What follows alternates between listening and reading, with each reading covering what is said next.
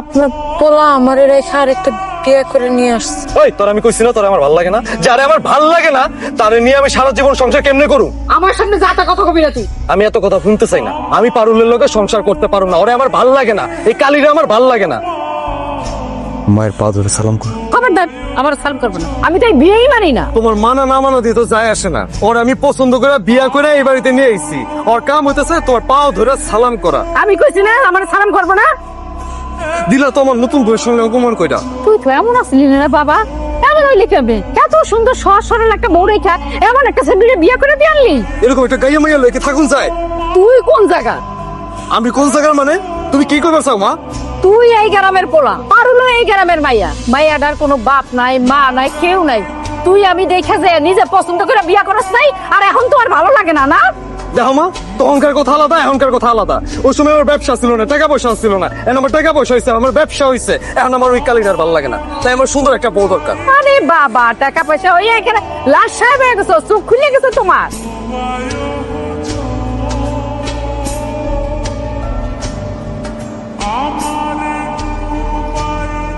কি আমাকে হাত তুলছো? ওই বান্দি আমি না, বান্দি দেখছিস তুই। এখন থেকে সব কাজকর্ম তুই করবি। এখন থেকে আমি তা কইতে কমু, তা কমু তাই করবি। যেমনে কমু তেমনে করবি। 2 হাত দিয়ে তুই কাজ করবি, ঘরের সব কাজ তুই করবি। নাইলে এমনি ফালায় না মুখ বরাবর পাড়া মেনে মেলাম। ওই পারুল, তুই এগুলো কি শুরু করছস?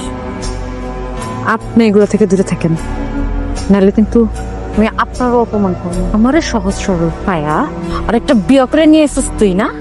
হ্যাঁ, আমি চাইলে তোর 2টারে এক লগেজ দিলের ভাত খাওয়াতে পারি। খামো।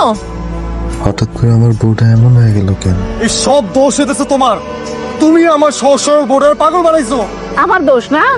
আমার কোনো দোষ নাই, সব দোষ হচ্ছে তোর। তুই তো আগে এমন আসছিলি না, কেন এরকম হইছিস? আমার সুখের সংসারটা কেন নষ্ট করছস? আর এই সহজ সরল বউটারে তো তুই খেপাইছস। আর ও যা করতেছে ঠিক করতেছে। খবরদার আমার মেয়ের গায়ে হাত দিবেন না। পারুল, এটা কি কইতেছ তুমি? আমার মাইয়ার আমি আদর করতে পারুম না? না, পারবেন না। আপনার ঘরে নতুন বউ আছে না? যান ঘরে যান, আপনার নতুন বউরে ইচ্ছা মতো আদর করেন।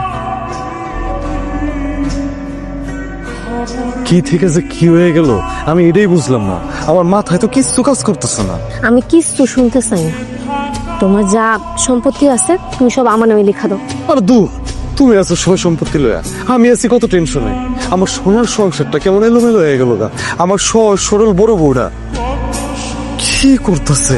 মানে আমি মনে করছিলাম আমি আরেকটা বিয়ে করলে বড় বউটা মাইনা লইব, কিন্তু আমার বড় বউ যে এরকম একটা রূপ দেখাইবো আমি এটা ভাবতেও পারিনি। ওরে বাবা রে বাবা, আমি না এইসব কথা শুনতে চাই না। আর তোমার বড় বউ যদি তোমার কিছু করে ফেলে তাহলে আমার কি হইব? তুমি একটু ধৈর্য ধরো, আমি একটা ব্যবস্থা করতেছি।